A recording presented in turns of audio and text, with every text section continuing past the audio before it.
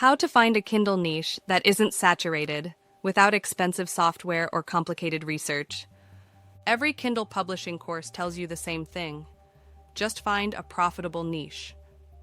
Then they show you screenshots of expensive research tools, complicated spreadsheets, and data analysis that looks like it requires a finance degree to understand. And you're left wondering if you need to spend $200 on software before you can even think about publishing your first book. Here's the thing, I get why this feels overwhelming. Over 2.3 million books were self-published in the US in 2021 alone. And according to WordsRated, 90% of self-published books sell fewer than 100 copies. Those numbers are intimidating. But the solution isn't necessarily buying more tools. It's understanding what you're actually looking for and knowing how to spot it with what's freely available. Why most new authors get niche research wrong. Before we talk about how to find a good niche, let's talk about why most people fail at this step. The biggest mistake? Skipping niche research entirely. Many authors write the book they want to write without ever checking if anyone's actually searching for that topic. They finish their manuscript, hit publish, and then wonder why nothing happens. The second biggest mistake, doing research wrong. As one experienced KDP publisher put it after 120 hours of niche research, many people misjudge niches in ways that are understandable and genuine, but will have a negative impact further down the line. They see many books on a topic and assume it's too competitive, or they see a few books and assume there's no demand. Both conclusions can be completely backward. Here's what actually matters. Finding a topic where people are actively searching, where existing books are selling, proving demand, but where there's still room for another quality book to rank. The free research method that actually works. You don't need expensive software to do basic niche research. Amazon gives you most of the information you need for free. You just have to know where to look. Step 1. Start with Amazon's search bar. Go to Amazon, click on Books in the department dropdown, and start typing topics you're interested in. Pay attention to the autocomplete suggestions. These are real searches made by real people.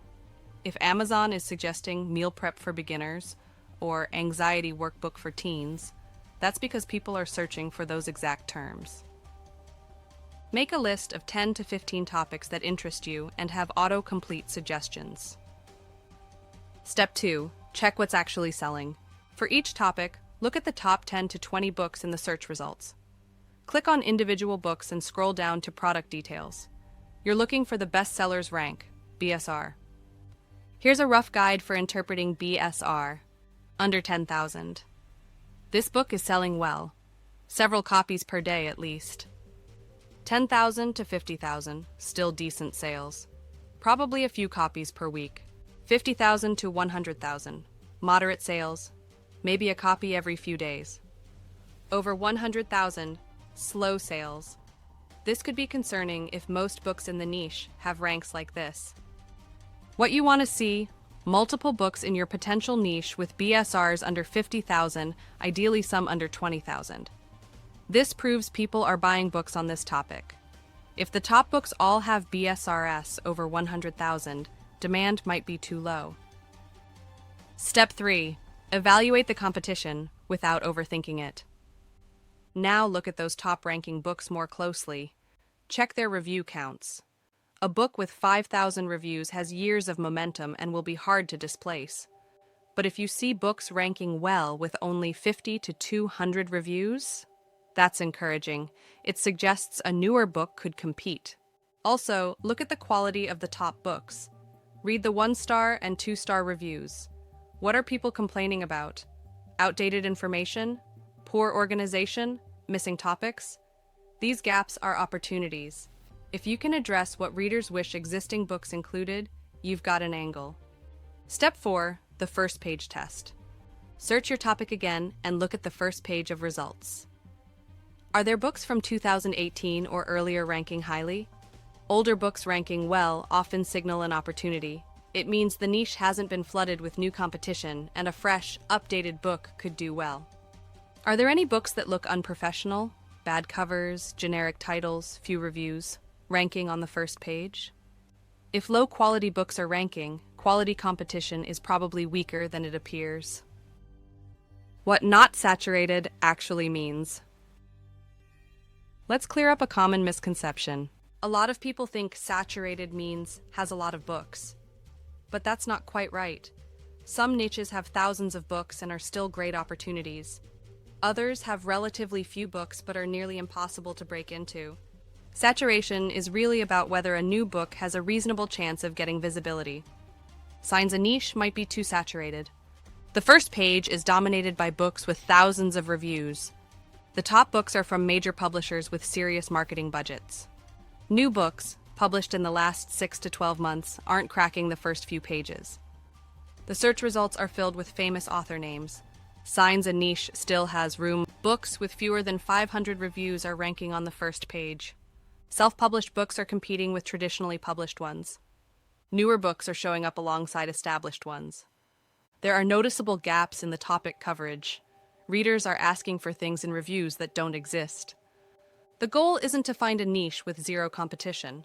That probably means zero demand.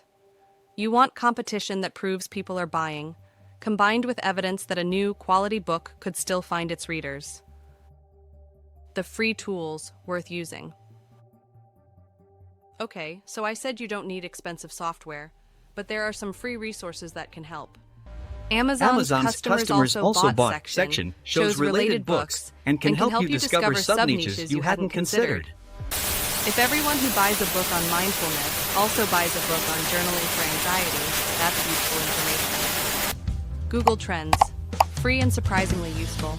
Compare search interest for different topic variations. Is intermittent fasting trending up or down? Is the keto diet still hot or cooling off? This won't tell you about Amazon specifically, but it gives you a general sense of interest in the topic over time. Publisher Rocket's free YouTube training. Even if you don't buy the tool, there's plenty of free content on how to interpret Amazon data. Learn the concepts without paying for the software. Amazon's bestsellers lists. Browse the Kindle store bestseller lists by category. This is free market research. What's actually selling right now in different non-fiction categories? The Look Inside feature lets you read the table of contents and the first pages of competing books for free. This tells you how other authors have organized their content and what angles they've taken. Use this to identify gaps or opportunities to do something different. A realistic timeline for getting this right. If you're just starting out, here's what I'd suggest. Don't try to nail down your perfect niche in one afternoon. Give yourself a week or two to explore. Spend an hour here and there browsing Amazon, checking BSRs, reading reviews, and getting a feel for different topics. Jot down notes on 5 to 10 potential niches, then narrow it down based on demand. Are books selling? Competition. Can a new book compete? Your interest? Can you actually write about this without hating your life? That last one matters more than people admit. Publishing success often comes from volume. Authors who stick with it and publish multiple books tend to do better than one-hit wonders. According to a written word media survey, successful indie authors typically had 8 or more books before seeing significant income. If you pick a topic you hate, you won't last long enough to build momentum. Where to go from here? If this all feels like a lot to remember, I don't blame you. Niche research has many moving parts, and it's easy to get lost in the weeds or talk yourself out of every topic you consider. I put together a free guide that walks through this process step by step, specifically for nonfiction Kindle publishing. It covers how to identify profitable niches, which tools actually help, including free options, and the most common mistakes that drain authors' time and money before they even publish. Get the free guide here. Niche research isn't glamorous. It's not the fun part of being an author, but it's the foundation on which everything else sits. Get this right, and the rest of the publishing process gets a lot easier. Skip it, and you're building on sand. You don't need expensive tools to find a profitable niche. You need patience, a systematic approach, and the willingness to let the data guide your decisions rather than just write whatever you feel like.